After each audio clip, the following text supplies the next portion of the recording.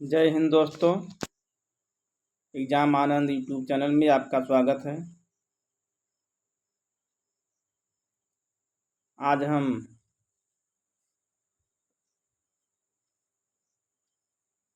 बुद्ध के प्रचार की बात करेंगे। उन्होंने कहाँ कहाँ प्रचार किया। तो बौद्ध धर्म का प्रचार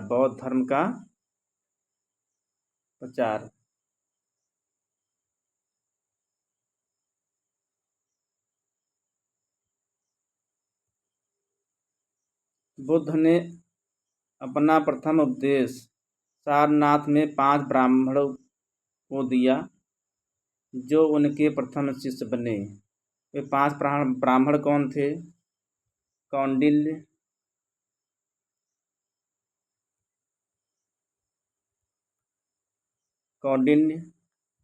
वप,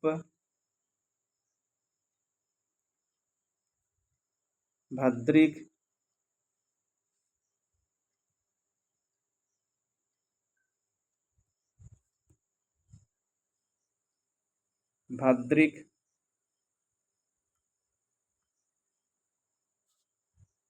महानाम,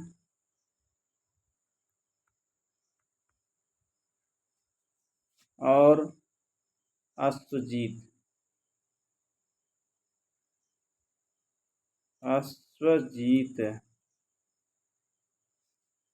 ये उनके 5 ब्राह्मण अनुयायी शिष्य थे।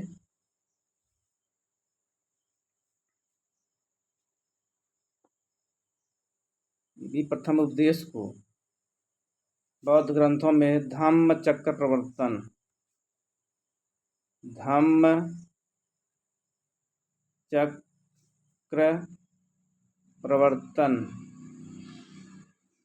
कहा गया। इसके बाद बुद्ध ने अपना धर्म का प्रचार प्रारंभ किया। वर्षा ऋतु में विभिन्न नगरों में निवास करते तथा शेष ऋतु में वे एक स्थान से दूसरे स्थान में घूम घूम कर अपने मत का प्रचार करते थे। बौद्ध साहित्य में उनके प्रचार का कार्य का बड़ी ही रोचक विवरण प्राप्त होता है बौद्ध धर्म ग्रंथों में। गौतम बुद्ध सारनाथ से अपने ब्राह्मण अनुयायियों के साथ 5 ब्राह्मण जो अनुयायी थे उनके साथ में लेकर के बुद्ध वाराणसी चले गए। वाराणसी गए, यहाँ पर यश नामक एक धनी श्रेष्ठी पुत्र को अपना शिष्य बनाया, मतलब एक व्यापारी के बेटे को अपना शिष्य बनाया।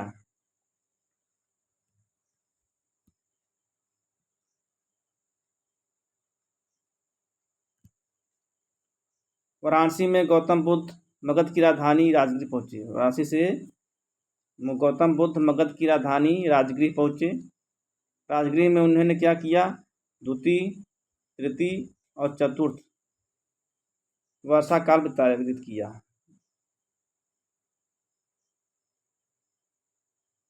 राजगृह मगध का राजा जो बिंबिसार ने उनके निवास के लिए वेलुवन नामक विहार बनवाया। यहीं पर इस समय अनेक ब्राह्मण तथा ब्राह्मणेतर आचार्य निवास करते थे। बेलुवन विहार मतलब बेलुवन अर्थ होता है बांसों का बगीचा, इसे बेड़ुवन भी बोलते हैं। बेड़ुवन मतलब होता है बांस का बगीचा। इसे बेलुवन और बेलुवन दोनों बोलते हैं। बेड़ुवन या बेलुवन, बांस का बगीचा।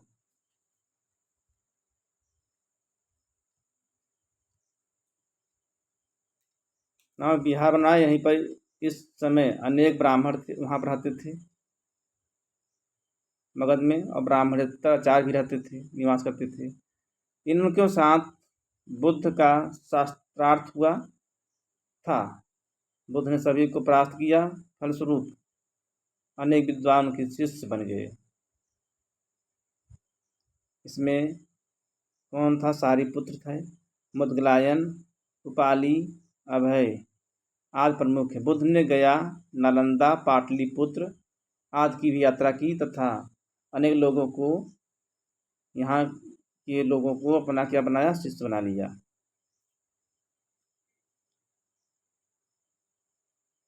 जब बुद्ध राजगृह में रह रहे थे तभी सिद्धार्थ को पता चला कि मेरा पुत्र सिद्धार्थ दुर्योधन को पता चला मेरा पुत्र सिद्धार्थ राजगृह में रह रहा है, तो उन्होंने एक एक करके 9 लोगों को द्वारा संदेश भेजा कि जाइए बुद्ध से कह दीजिए कि आपके पिताजी बहुत याद कर रहे हैं। लेकिन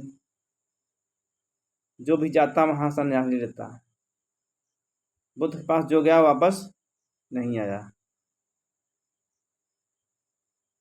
सिद्धार्थ भी जान चुके थे, दुर्योधन भी जान चुके थे कि अब जो भी सिद्धार्थ पास जाएगा वापस आने वाला नहीं है। वो भी उनके मत में लीन हो जाता है, उनका शिष्य बन जाता है, संन्यास ग्रहण कर लेता है। तो दुर्योधन ने उनके मित्र कालूदाई को भेजा और कहा कि तुम भी जाना, संन्यास मत लेना, तुम भी एकदम पहले मेरी बातों को कह देना। वह जाता है, बहुत संग में जाता है, तो पहले तो दुर्योधन के विचारों को रख देता है। कहता है कि महाराज आपको याद कर रहे थे बड़ी गहराई से। तो बुद्ध ने कहा चलिए आप पहले चलिए, मैं जरूर आऊँगा। राजगृह में रहते हुए उन्होंने सिर्फ एक बार क्या किया था, पिताजी के रहते हुए कपिलवस्तु की यात्रा की, जहाँ उन्होंने अपने परिवार की सभी लोगों को उन्होंने अपने मत में दीक्षित कर लिया। राजगीर से चलकर लिच्छियों की राजधानी वैशाली भी पहुँचे। जब वैशाली में उनका 5वां वर्षाकाल बीता, लिच्छियों ने उनके निवास के लिए महावन में एक कुटारशाला का निर्माण करवाया था। वैशाली जो लिच्छवी थे उनके रहने के लिए एक कुटारशाला भी बनवाया था।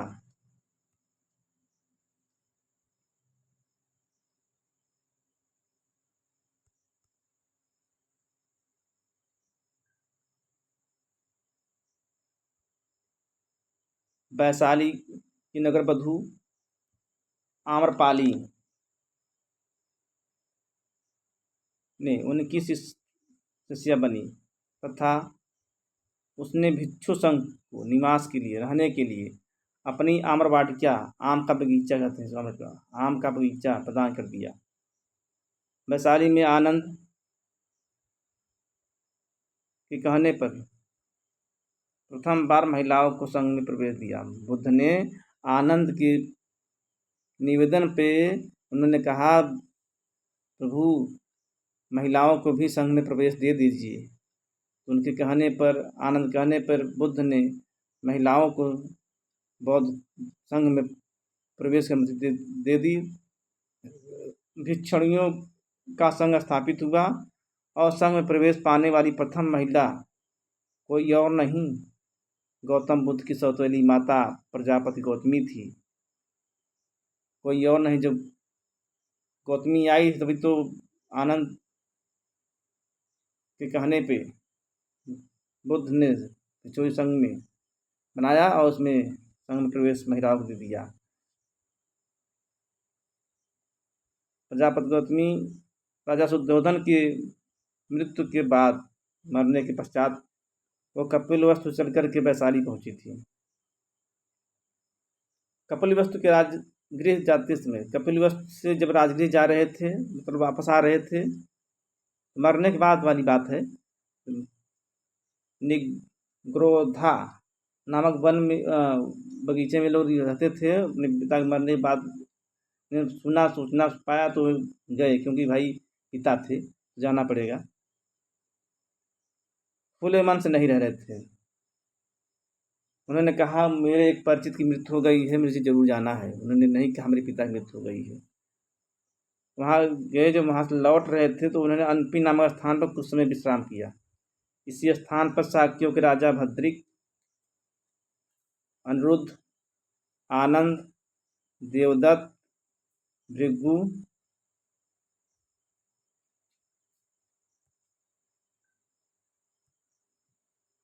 किम्बिल, उपाली के साथ बुद्ध से मिला। भद्रिक।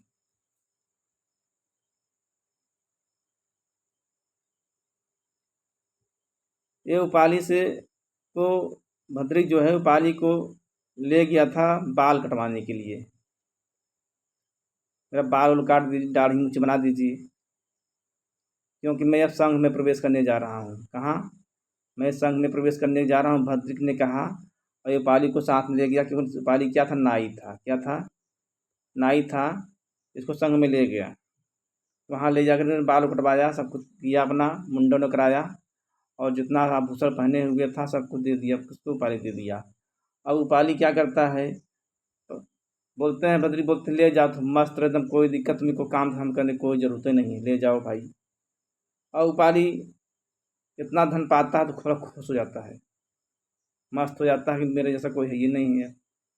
लेकिन वह वापस जब जा रहा था तो उसके मन में एक विचार आया कि धन को हमने राजा से, तो हमें राजा ने दे दिया, हम तो ले लिया, अब उसके बाद क्या करेंगे? धन को ले जाएंगे तो लोग देखेंगे, बोलेंगे उसने राजा को मार करके पूरा धन में ले लिया है। तो क्या की करेगा? वह भी क्या करता है, एक वृक्ष में लटका देता है। एक वृक्ष के तने में इस गठरी को लटका देता है, और वह भी क्या करता है, उनके पीछे पीछे बौद्ध संघ में चला जाता है। भौतिक देखता है कि उपाली आ रहा है। उन्होंने कहा, अरे उपाली क्यों आ रहे हो? उन्होंने कहा, बस हमें भी संघ में आना, हमें कुछ कहीं जाना वाना नहीं है। अब वैशाली से बुद्ध भगवों की राजधानी, यहाँ सबको अपने दीक्षित उपाली पहले दीक्षित किया था, क्योंकि ये सबसे बड़ा था। ये सबको दीक्षित करने के बाद वैशाली से बुद्ध भगवों की राजधानी सुमारगिरी गए, और सुमारगिरी में उन्होंने 8वां वर्षा काल व्यतीत किया। सुमारगिरी में बोध कुमार उनका शिष्य बना। यहीं से वत्सराज उदयन की राजधानी कौशाम्बी चले गए बुद्ध। कौशाम्बी इलाहाबाद के पास पड़ता है, यहाँ बुद्ध आ गए थे, और कौशाम्बी में उन्होंने 9वां वर्षा काल व्यतीत किया, बिताया बुद्ध ने।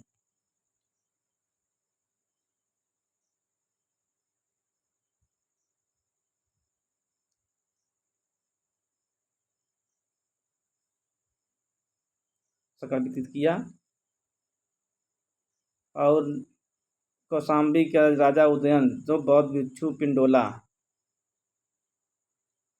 पिंडोला भारद्वाज के प्रभाव में आकर उदयन भी बौद्ध बन गया, और घोषताराम बिहार भिक्षु संघ को प्रदान किया। अवंत के राजा प्रद्योत ने बुद्ध को आमंत्रित किया, किंतु बुद्ध जाने में असमर्थ थे।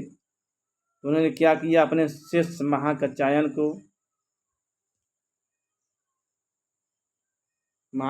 को अवंती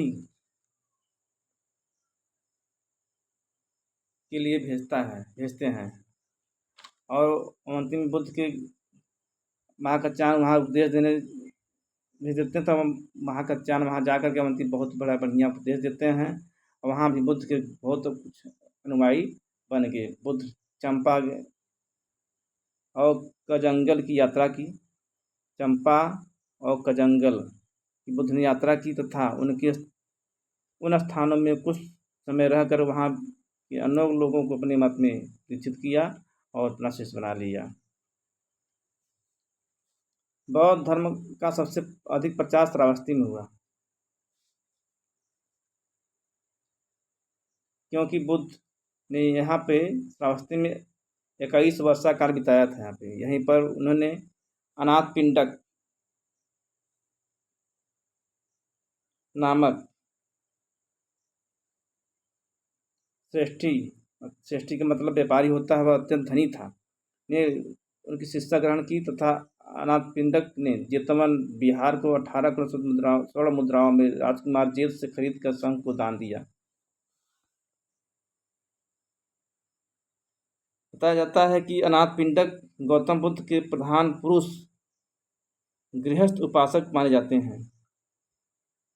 जो अनाथपिंडक हैं ये गौतम बुद्ध के प्रधान पुरुष गृहस्थ उपासक माने जाते हैं। इनका वास्तविक नाम सुदंता सुदंता था। क्या नाम था? क्या वास्तविक नाम? अनाथ पिंडक का वास्तविक नाम था सुदंता। सुदंता, इनका वास्तविक नाम सुदंता था। अनाथ पिंडक नाम इसलिए पड़ा क्योंकि वे अनाथों, निर्धनों और जरूरतमंदों को नियमित भोजन एवं दान देते थे। मतलब इसलिए उनका नाम अनाथ पिंडक पड़ा कि वह अनाथों, निर्धनों और जरूरतमंदों को भोजन कराते थे और दान भी देते थे, इसलिए उनका नाम अनाथ पिंडक पड़ा। भरहुत, भरहुत से प्राप्त एक शिल्प के ऊपर दान का अंकन मिलता है, जिसमें जेतवन अनाथ पिंडको देत कोड संथ तेन केता लेख उत्कीर्ण है।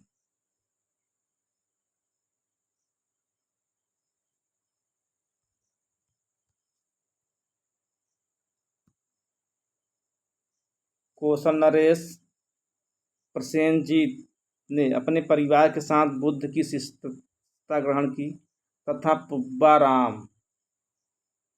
या पूर्वाराम विहार बनवाया। पुब्बाराम का अर्थ है पूर्व दिशा का उद्यान। पुब्बाराम का अर्थ क्या है? पूर्व दिशा का उद्यान। ईस्टर्न मोनेस्ट्री, ईस्टर्न मोनेस्ट्री इसे कहते हैं पूर्व दिशा का उद्यान। इसका निर्माण कौन करवाया था? विशाखा। विशाखा इसकी निर्माण करवाई थी पुब्बाराम की जो प्रधान महिला गृहस्थ उपासिका थी। इसका निर्माण कौन करवाया था?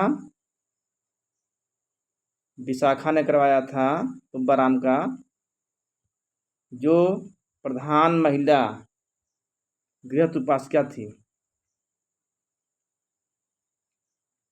वर्षा काल के दौरान बुद्ध दोनों विहारों में निवास करते थे। श्रावस्ती के वर्तमान पुरातात्विक अवशेषों को सहेत महेत के नाम से जाना जाता है। श्रावस्ती के वर्तमान पुरातात्विक अवशेषों को सहेत महेत के नाम से जाना जाता है।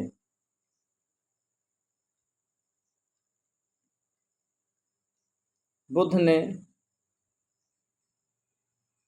श्रावस्ती में ही अंगुलीमाल डाकू को अपने मत में दीक्षित किया और अपना शिष्य बना लिया। श्रावस्ती में ही बुद्ध ने क्या किया? अंगुलीमाल डाकू को अपने मत में क्या किया? दीक्षित किया तथा अपना शिष्य बना लिया। अंगुलीमाल का वास्तविक नाम अहिंसक था। दीक्षा के बाद उसका नाम अरहंत बना। क्या बना? अरहंत बन गया। दीक्षा जब मिल गया उसको तो उसका नाम क्या रखा गया? अरहंत बना। इस प्रकार बुद्ध ने कौशल राज में बुद्ध के सबसे अधिक अनुयायी बन गए। अंगुलीमाल डाकू भी था वहीं का, विशाखा भी थी, अनाथ पिंडक भी था वहीं क्या।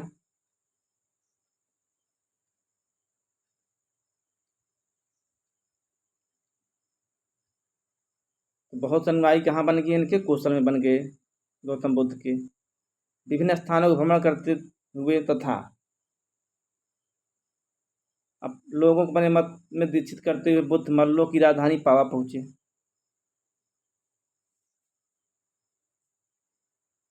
पावा पहुंचते हैं तो वहाँ पर चुंद नामक लोहार रहता है कि उन्हीं की आम्रवाटिका में बुद्ध ठहरे। अब जो चंद नाम लोहार था महात्मा बुद्ध को भोजन में उन्होंने सूकर मद्दो ग्रहण करने को दिया, खाने को दिया। अब उन्हें अर्थात बुद्ध को रक्त अतिसार रोग हो गया। अब बुद्ध असहनीय पीड़ा के बीच कुशीनगर पहुँचे। भाई कुशीनगर पहुँचे, वहीं पर 483 ईसा पूर्व में 483 ईसा पूर्व में अपने 80 वर्ष की अवस्था में अपने शरीर को क्या किया, त्याग दिया। इसे बौद्ध ग्रंथों में महापरिनिर्वाण कहा गया है। उनका अंतिम संस्कार मल्लों ने अत्यंत सम्मान पूर्वक किया था।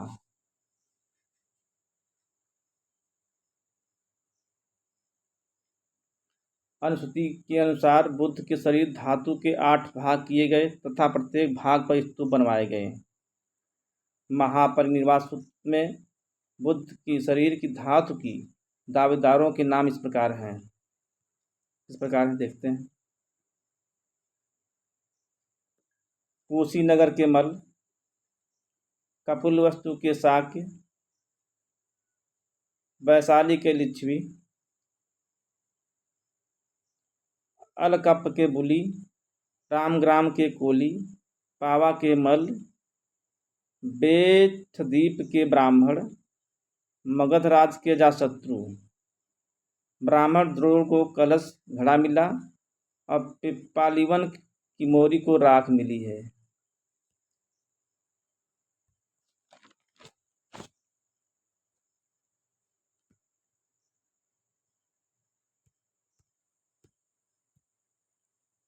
धन्यवाद दोस्तों।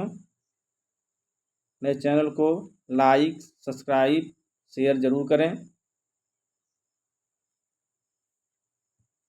आगे का मैं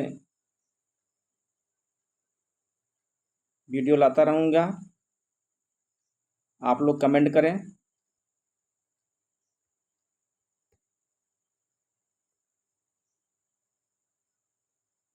और यह वीडियो, यह नोट है, ये notes UPPCS, UPPSC, TGT, PGT सभी परीक्षाओं के लिए महत्वपूर्ण है।